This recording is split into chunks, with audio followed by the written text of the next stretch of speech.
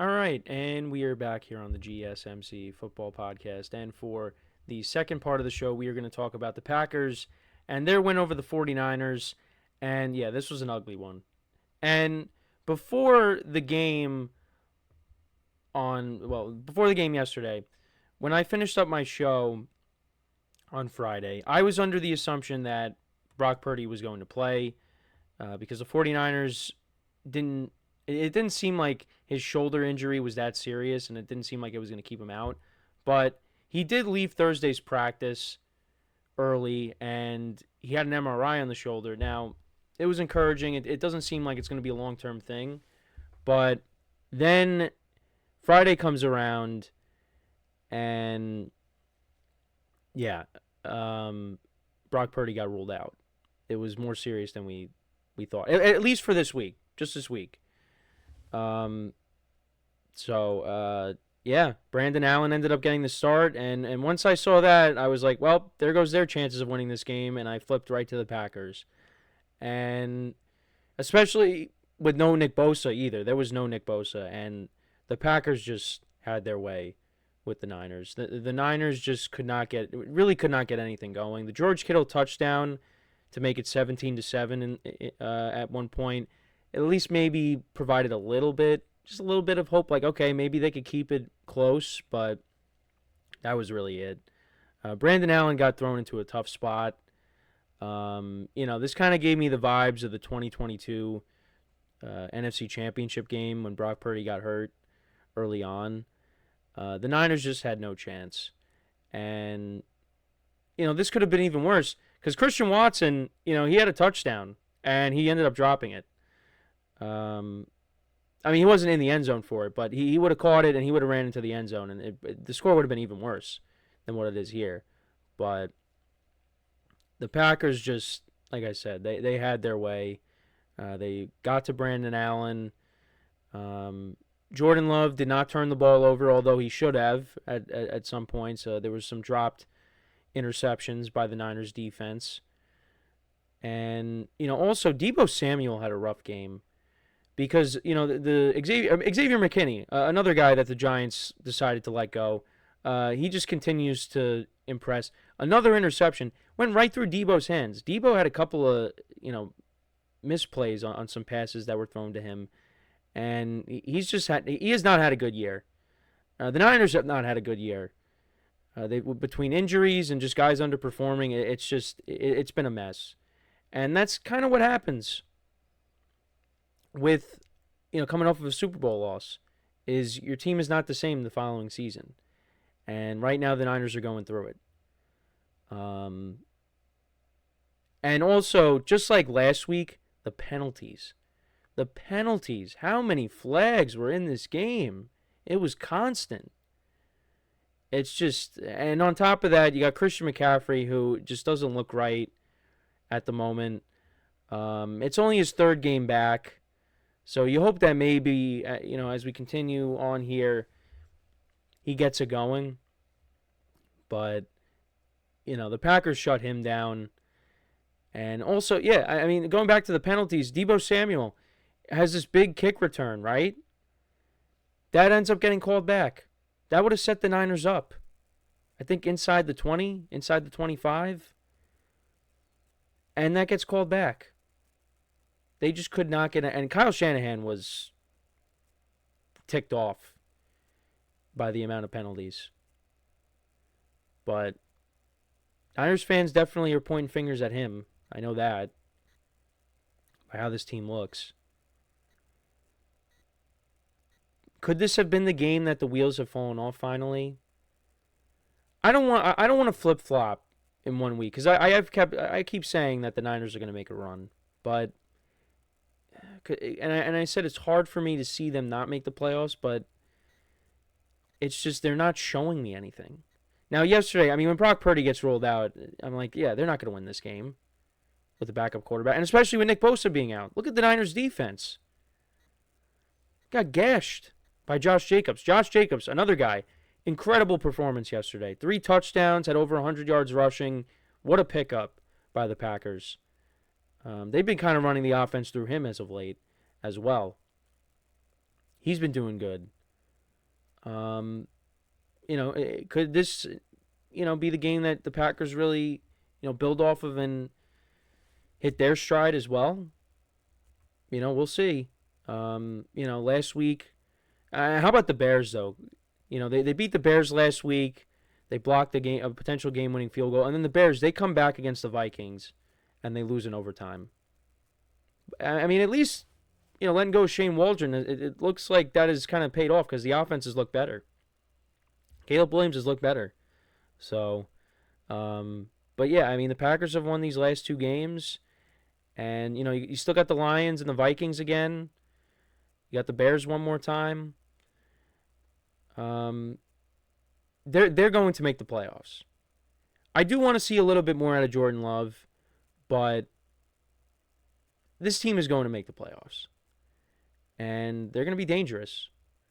This Thursday night game on Thanksgiving between the Dolphins and the Packers is going to be an interesting one. The Dolphins have been playing better, of course, with Tua being back. And, now they're starting to get themselves back in the conversation for the playoffs. Tua wants to change narratives. So that's going to be an interesting game. Two teams coming in hot right now. And, yeah, I mean, this was pure domination from start to finish. And, you wonder what's going to happen after this year with the Niners. I mean, again, there's still time, but next week they play the Bills in Buffalo. That is not going to be easy. Now, it looks like they could be getting Purdy back. So, that would be good. But, yeah, it's not looking good right now.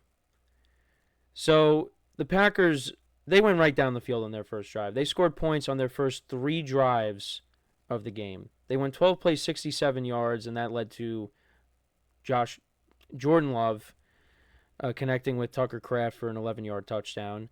Niners then punted. Packers got a field goal. McManus a 51-yard field goal. Then it was 17-0. In the second quarter, we had Josh Jacobs' first rushing touchdown. But then the Niners responded. They went 11 plays, 65 yards down the field. And Brandon Allen connected with George Kittle for a 3-yard touchdown. So it was 17-7 at the half. But then, the Niners, they open it up. So Deebo Samuel goes 87 yards. This is to open up the second half. And it gets called back for a holding. And then, the Niners, they're moving the ball. They get down to the Green Bay 39-yard line, and then they go for it on 4th and 2, and Allen tries to connect with McCaffrey. It ends up getting knocked down by Xavier McKinney. Then you had the Packers punting, and then Brandon Allen threw an interception, trying to hit Deebo. Went through Deebo's hands. It gets picked off by Xavier McKinney. He returns at 48 yards, which then leads to another Josh Jacobs touchdown to make it 24-7. Niners then kicked the field goal. So it was a 2-score game again. Had a couple of chunk plays, one to Juwan Jennings, one to George Kittle on that drive. So, yeah, it was 24-10, a couple of punts. Then the Niners ended up fumbling. Brandon Allen ended up fumbling. It was a sack and a fumble recovered by Kenny Clark. And then the Packers turned that into a touchdown, another Josh Jacobs touchdown. And then they had a big chunk play by McCaffrey for 23 yards, but then he fumbled, and that led to another... it was a Malik Heath touchdown. So, yeah, that made it 38-10. And that was it. Brandon Allen went 17-29 for 199 yards, a touchdown, and a pick. Christian McCaffrey only 31 yards rushing. George Kittle had 6 for 82 and a touchdown. Juwan Jennings had 5 for 40. Christian McCaffrey 3 for 37. Deebo Samuel only 1 reception for 21 yards. Disappointing year for him. Brandon Allen had 2 fumbles. One he lost. McCaffrey had a lost fumble. Niners defense, a couple of sacks. For the Packers, Jordan Love, 13-23 for 163 yards, 2 touchdowns, no interceptions. Josh Jacobs, 26 carries for 106 yards and 3 touchdowns. Packers ran the ball for 169 yards in total. Romeo Doubs had 3 for 54. He actually left this game. I think it was a concussion. It was confirmed that he did indeed have a concussion. Jaden Reed had 3 receptions for 26 yards. Tucker Kraft, 2 for 26 and a touchdown. Dontavian Wicks, 1 for 25. Christian Watson had 3 targets. Should have had a touchdown in this game, but he dropped it. He's a boomer bust guy. We saw last week, had a big game, but then he had nothing in this game last night, but they didn't really need it because the Packers, were comfortable this whole game. And the Packers defense, a couple of sacks of Brandon Allen. And yeah, they improved to 8-3 on the season. And looking at their upcoming schedule, like I said, you got the Dolphins on Thursday. Then you got the Lions the following week. Then you got the Seahawks, which, in Seattle, that could be a tough place. That's on Sunday night. Then you got the Saints at home who are playing better, the Vikings, and then the Bears. So, these games are going to be difficult coming up. But I'd see the Packers still getting about, 10, 11 wins. That's good enough to get you into the playoffs. Obviously, they have their sights set higher. If they could, maybe if the Bears pull off an upset on the Lions on Thanksgiving and the Packers can win, maybe, you have next Thursday being the, a game for first place. So, which I don't think is going to happen. I think the Lions, they're going to lock this division up. But they got some tough games coming up as well. So, we'll see what happens. But I'm curious to see how this third wild card ends up. Because right now the Commanders have it. But you got the Cardinals behind them. The Bucks as well. They picked up a win yesterday. You still got the Rams. You still got the Niners. The 4-7 teams aren't really out of it. But I don't really see any of them making it. So it's gonna be interesting what happens there, and we'll talk about the NFC South because the Bucks picked up a win. They're one game behind the Falcons. So, but let me know what you guys think about this game from yesterday between the Niners and the Packers. Are the Niners done? I think if they lose to the Bills next week, I think that might be the end for them. And the Bills, they really don't lose at home. So that game is going to be really tough. If they don't get Nick Bosa back, I think Purdy will play, but if you don't get Bosa back for this game next week, where's the pass rush coming from? Leonard Floyd, he made some plays yesterday, but you need Nick Bosa. And if you don't have him, Josh Allen's going to have his way with that Niners defense. So, at least if you get Purdy back, you got a puncher's chance. But this team, it's similar to 2020, where injuries have kind of plagued this season, but also they just have underperformed. They could have had a much better record at this point, so they could have dealt with. It would have been okay to lose this game yesterday. But you're kind of fighting for your playoff lives at this point. Had you closed out some of the games that you lost this year, you'd be in a much better position. But it didn't. It hasn't happened that way. It hasn't, and it's possible the Niners could be on the outside looking in, and that's going to be very strange. So, yeah, let me know what you guys think about this game. We are going to. Well, before we go to break, I just want to remind you guys once again. To tip or donate and get your comments recognized, make sure to hit that super chat button in the chat if you want to see me acknowledge any thought or comment you may have throughout the live broadcast. Makes the show more lively, more entertaining between myself, the host, and you guys, the viewers. We appreciate your guys' viewership each and every day, so any contribution you can make to the show means the world to us as we put out content for you guys each and every day. And also, the other way to help out the show is by going to the link at the bottom of the show segment on the ticker, GSMCPodcast.net. That is GSMCPodcast.net. So when we come back from our next break, we will talk about the Commanders-Cowboys game and the wild finish to that. Cowboys winning 34-26. We will get into all that when we return.